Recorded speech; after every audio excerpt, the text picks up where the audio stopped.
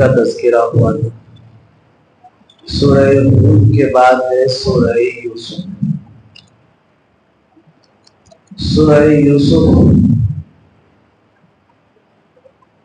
یہ قرآن کریم کی ایک ایسی صورت ہے جس میں اللہ تبارک و تعالیٰ نے حضرت یوسف علیہ السلام کی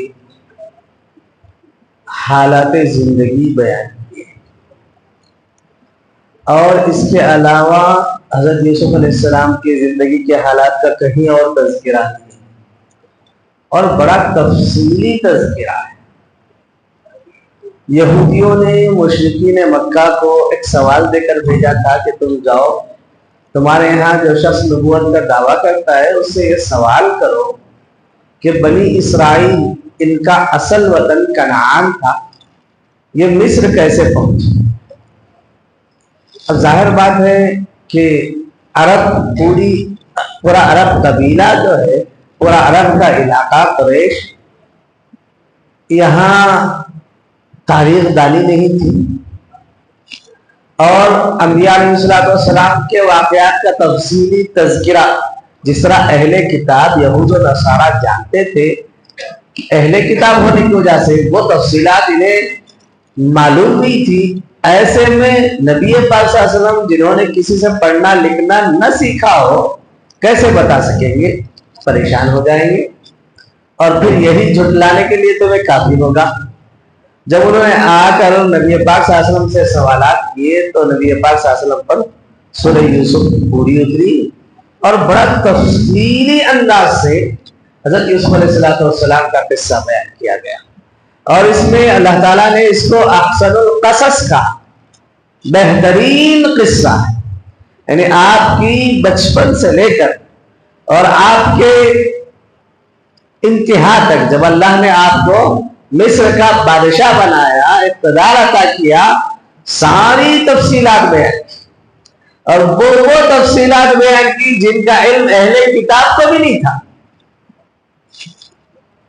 یوسف علیہ السلام کے بھائیوں نے جو سازشیں کی تھی چھپ کر، ان کے علاوہ کسی کو نہیں پتا تھا. آپ کو قتل کرنے کی اور باپ سے دور کرنے کی جو تدبیریں اور سازشیں کی تھی اور جو مشورے ہوئے تھے، ان ساروں کا تفصیلی طور پر تذکرہ کیا. تو اس کو احسن القصص کہا گیا، بڑا بہترین قصہ ہے. اور اگر سورہ یوسف کو بیان کرنا شروع کیا جائے تو پورا مہینہ بھی ناکافی ہوتا. عجیب اس میں تضاد ہے، یعنی ضد کو جمع کیا گیا. ایک آدمی کبھی تو مملوک ہے، کبھی مالک بن رہا ہے، کبھی محبوب ہے تو کبھی قید خانے میں ہے تو کبھی بادشاہ وقت بنا ہوا ہے، کبھی کسی کا لوگ اس سے نفرت کر رہے ہیں تو کبھی محبوب ترین بن رہا ہے. تو ایسے متضاد حالات حضرت یوسف علیہ السلام کے ساتھ پیش آئے، جس کی بہت کم مثالیں تذکرہ کیا. بہت نکات ہیں، حکمتیں ہیں ان واقعات میں، تفصیلی طور پر پڑھنا چاہیے. اس میں کچھ باتیں ہیں جس کی طرف میں اشارہ کرنا چاہوں گا.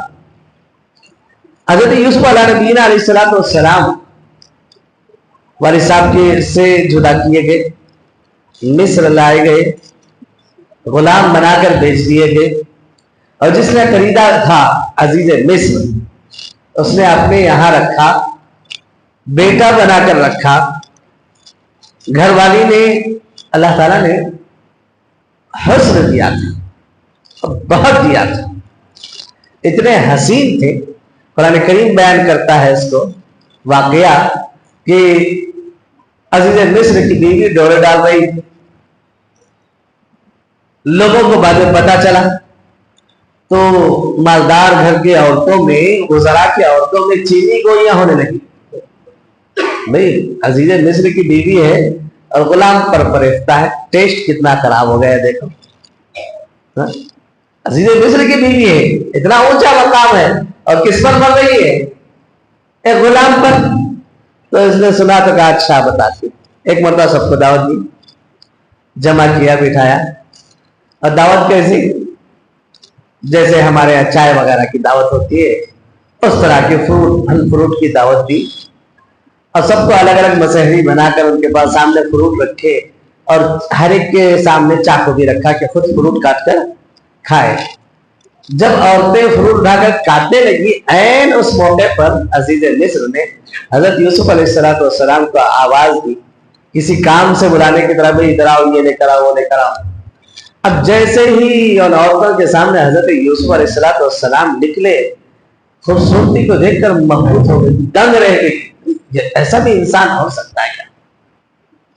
اور اتنی مدہوش ہو گئی دیکھنے میں، انہیں پتہ ہی نہیں چلا۔ انہوں نے پھل کاٹتے کاٹتے کیا کیا؟ اپنی انگلیاں کاٹ لی، ہاتھ کاٹ لی، اور احساس تک نہیں رہا۔ کیا حسن دیا تھا اللہ تعالیٰ نے۔ پھر بعد میں کہا دیکھو تمہارا کیا حال ہے، ایک دفعہ کے دیدار میں اپنے ہاتھ کاٹ بیٹھے، میرے ساتھ تو روزانہ میں اسی کے ساتھ رہتی ہوں، صبح شام دیکھتی ہوں، میرا حال کیا ہوگا؟ ابا جان حضرت عائشہ رضی اللہ تعالی عنہ نے ایک دفعہ فرمایا کہ اللہ تعالیٰ نے نبی پاک صلی اللہ علیہ وسلم کو حسن دیا تھا، اور بہت دیا تھا۔ حضرت حسان بن ثابت رضی اللہ تعالیٰ عنہ آپ کی تعریف میں فرماتے وَأَحْسَنَ مِنْكَ لَمْ تَرَ قَطُّ عَيْنِي وَأَجْمَلَ مِنْكَ لَمْ تَلِدِ النِّسَاءُ خُلِقْتَ مُبَرَّأً مِنْ كُلِّ عَيْبٍ كَأَنَّكَ قَدْ خُلِقْتَ كَمَا تَشَاءُ۔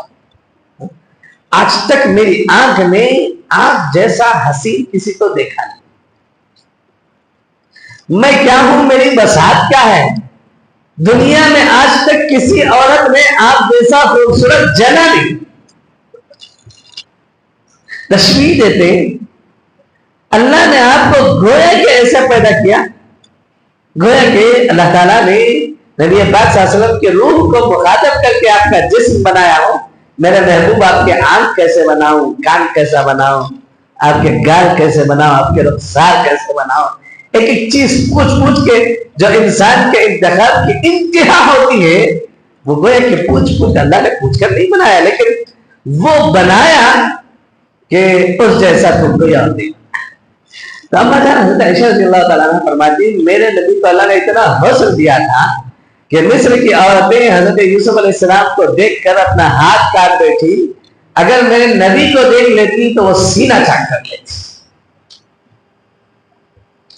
اتنے حسین و جمیل ہمارے نبی، اور ایک ایک آپ کی ادا، آپ کی ایک ایک سنت ساری کائنات سے بڑھ کر حسین و جمیل، لیکن ہم جیسے بدبخت آپ کی سنتوں کو چھوڑ کر غیروں کے طریقے کو اپنا کر خوش،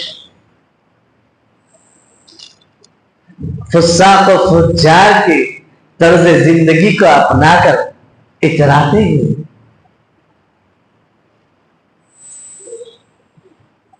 تو اللہ تعالیٰ نے عجیب حسن دیا تھا حضرت یوسف علیہ السلام کو۔ وہاں سے آپ کو قید خانے میں ڈالا گیا، پھر الزام لگا کر پھر قید خانے سے نکلے۔ جب نکلنے کا وقت آیا، عجیب اللہ تعالیٰ نے اس کا انتظام کیا۔ اللہ نے آپ کو ایک خاص خوبی عطا کی تھی، وہ تھی خواب کی تعبیر، اللہ نے سکھلائی تھی۔ بادشاہ نے خواب دیکھا، پوچھا تعبیر کیا ہے؟ سب نے کہا کہ بھائی ایسے ہی بلی کے خواب میں چھچڑے۔ خواب 3 طرح کے ہوتے ہیں۔ ایک خواب ہوتا ہے اللہ تعالیٰ کی طرف سے بشارت اور خوشخبری جو بندے کو دکھائی جاتی، سچے خواب ہوتے ہیں۔ بعض خواب ہوتے ہیں تصویر شیطانی، شیطان کی طرف پریشان کرنے کے لیے کچھ خواب دکھائے جاتے ہیں، اور بعض ہوتے ہیں اضغاث و احلام، بلی کے خواب میں چھچڑے، دن بھر کرتا رہتا ہے آدمی، کچھ سوچتا رہتا ہے، پکاتا رہتا ہے، اور سویا تو وہی چیز نظر آنے لگتی ہے، اس کی کوئی حقیقت نہیں ہوتی۔ دن بھر کچھ پکا رہا ہے کہ بھائی فلاں بلڈنگ بہت اچھی ہے، میں خرید لوں گا، کیا کروں، کیسے کروں۔ اب خواب میں دیکھا کہ بھائی اس نے وہ بلڈنگ خرید لی، اس کی کوئی حیثیت ہے؟ کوئی حیثیت۔ بعض خواب ہوتے ہیں جو اللہ کی طرف سے خوشخبریاں ہوتی، اور بعض خواب شیطان کی طرف سے ڈراؤنے خواب ہوتے ہیں۔ بادشاہ نے خواب دیکھا اور تذکرہ کیا کہ میں نے ایک خواب دیکھا, تو لوگوں نے کہا کہ یہ اضغاث و احلام, بلی کے خواب میں چھچڑے خبیث.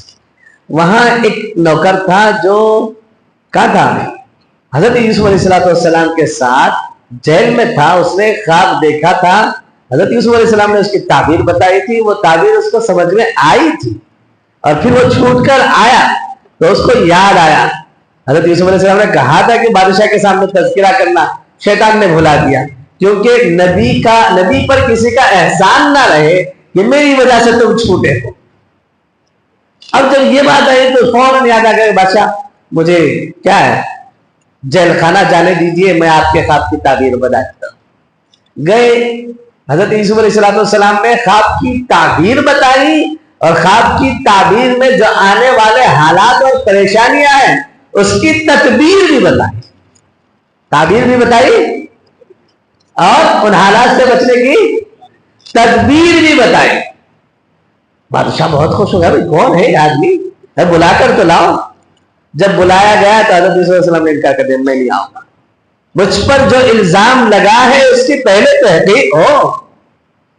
جس الزام کے تحت مجھے جیل میں ڈالا گیا ہے میں نکل جاؤں گا, لیکن مجھ پر وہ الزام تو باقی رہ جائے گا. جب تحقیق کی گئی تو معلوم ہوا کہ یہ محض الزام ہے. جنہوں نے الزام لگایا تھا خود انہوں نے اقرار کیا کہ غلطی ہماری تھی, ہم نے ناحق یوسف کو پھنسایا. آگے کی بات بتانا چاہا. پھر حضرت یوسف علیہ السلام کو نکال کر لایا گیا. بادشاہ نے اپنا خاص آدمی بنا لیا. اب حالات آنے والے تھے, 60 سال سخت قحط سالی کے ہونے والے تھے, کوئی غلہ نہیں ٹکے گا. اب یوسف علیہ السلام نے تدبیر بتائی تھی کہ پہلے 7 سال خوب غلہ ہوگا, پھر 7 سال قحط سالی ہوگی. تو پہلے 7 سال اتنا غلہ اگایا جائے اور اس انداز سے اس کو اسٹارٹ کیا جائے کہ وہ 14 سال تک چلے. اب بادشاہ پریشان ہو گیا کہ ہمارا ملک اتنا کرپشن زدہ ہو گیا ہے, اتنے بددیانت ہو مرا ہے کہ 7 سال کا غلہ 7 مہینے چل جائے تو بہت مشکل ہے کہ 14 سال کیسے چلے. یوسف علیہ السلام سے مشورہ کیا, بھائی کیا کرے, 7 سال کا غلہ 14 سال تک کیسے چلائیں. تو اس موقع پر حضرت یوسف علیہ السلام نے کہا, اجعلنی علی خزائن الارض انی حفیظ علیم. بادشاہ مجھے وزیر مالیات بنا دو. کیا بنا دو؟ وزیر مالیات بنا دو, میں ہینڈل کر لوں گا. کیا کروں گا؟ اب بادشاہ نے کہا کہ بھائی بڑی بہترین آفر ہے آپ کا, 7 سال کا غلہ 7 مہینے میں مشکل سے چلے گا, اتنے کرپشن ہے, اتنا لمبا لمبا کھا جاتے ہیں ڈکار بھی نہیں دیتے جیسے ہمارا ملک ہے یا نہیں. چھوٹے سے چھوٹا آدمی, بڑے سے بڑا آدمی, نیچے سے لے کر اوپر تک اتنا کرپشن, اللہ کی پناہ, جس کو جو ملتا ہے دبا جاتا ہے, ڈکار بھی نہیں دیتا. ہمارے ہندوستان جو ہے وہ سونے کی چڑیا ہے. سونے کی چڑیا کیوں کہا جاتا تھا؟ یہ اس لیے کہا جاتا تھا کہ ہندوستان میں اللہ تعالیٰ نے قدرتی وسائل اتنے رکھے ہیں کہ یہاں سے ہر چیز امپورٹ ہوتی تھی. زمانے قدیم میں ایکسپورٹ کچھ نہیں ہوتا تھا, ہر چیز یہاں سے باہر جاتی تھی, باہر کا پیسہ اندر آتا تھا. اور اس زمانے میں پیسہ کیا تھا؟ بیکار کے کاغذ کے نوٹ نہیں ہوتے تھے, بلکہ کیا ہوتا تھا؟ سونا اور چاندی کے سکے ہوتے تھے. ساری دنیا سے کھینچ کر سونا چاندی ہندوستان آتا تھا, اور ہندوستان کے اشیاء باہر جاتا. آج بھی کوئی بھی ملک اگر کوئی آدمی ایکسپورٹ کرتا ہے تو اس کو سپورٹ کرتا ہے, امپورٹ کرتا ہے تو اس کی حوصلہ شکنی کرتا ہے, ڈبل لگاتا ہے اس پر ٹیکس. ایکسپورٹ کرتا ہے تو اس کا ٹیکس معاف کرتا ہے, حکومت کی طرف سے اس کو انعام دیا جاتا ہے. کیوں؟ مال باہر جائے گا, پیسہ اندر آئے گا, ملک کی اکنامک بڑھے گی, ملک کی معیشت بڑھے گی. تو ایک زمانے میں خالی ایکسپورٹ ہوتا تھا, امپورٹ سونے کی چڑیا تھا. ساری دنیا کا پیسہ یہاں تھا، اسی لیے لوگوں کی آنکھیں لال ہوتی تھی۔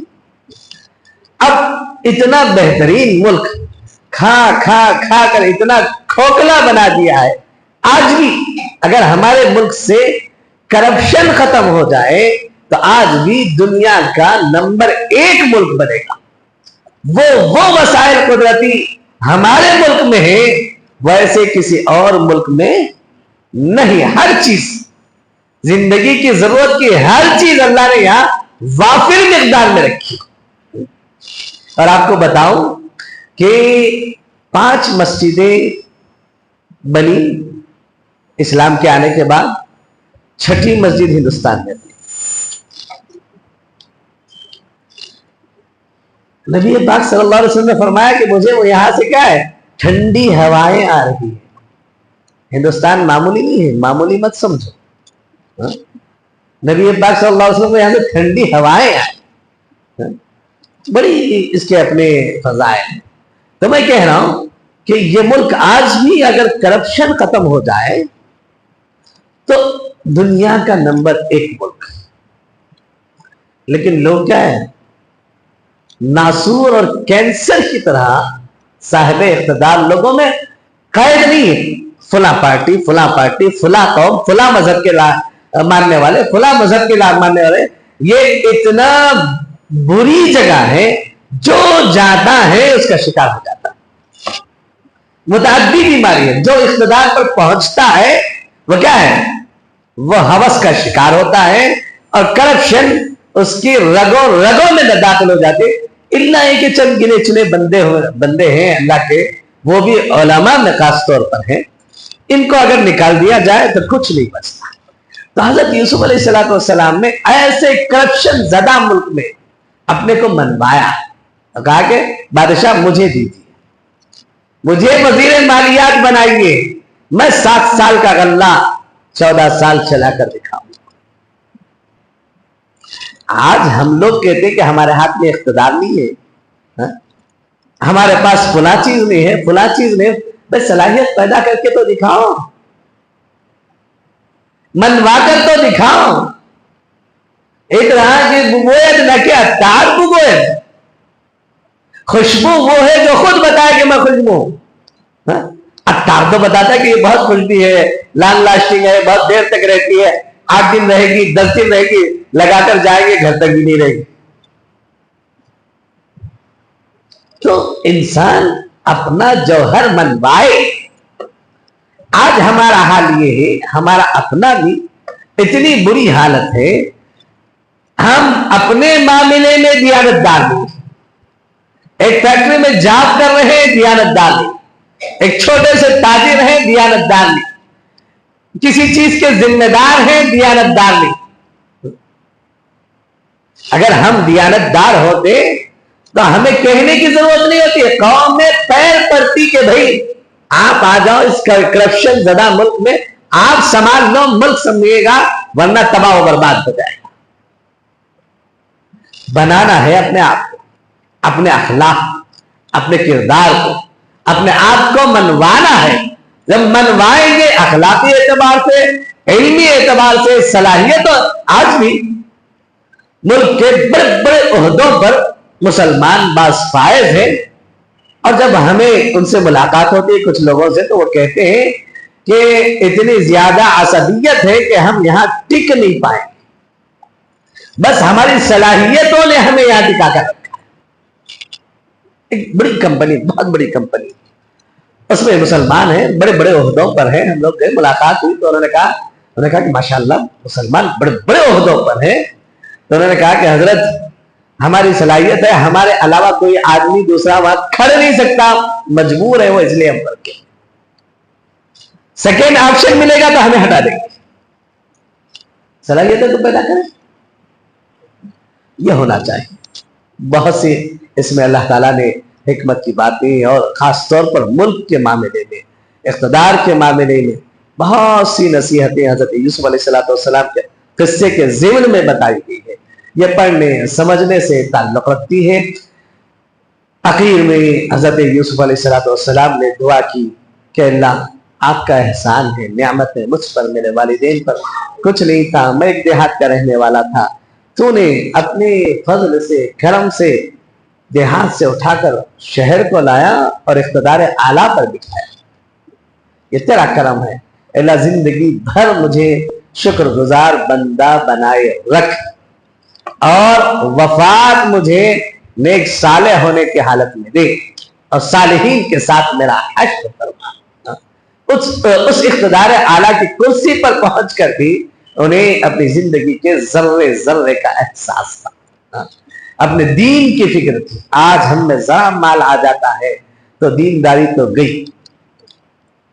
دنیا میں اگر کوئی چیز رکھنے کی اور بنانے کی لائق کی چیز ہے وہ یہی ہے کہ اپنے ایمان کو بنایا جائے، خالق سے اپنے تعلق کو بنایا جائے۔ ہر چے در عمل کوش، ہر چے خواہی پوش، تاج بر سر میں وعلم بردوش۔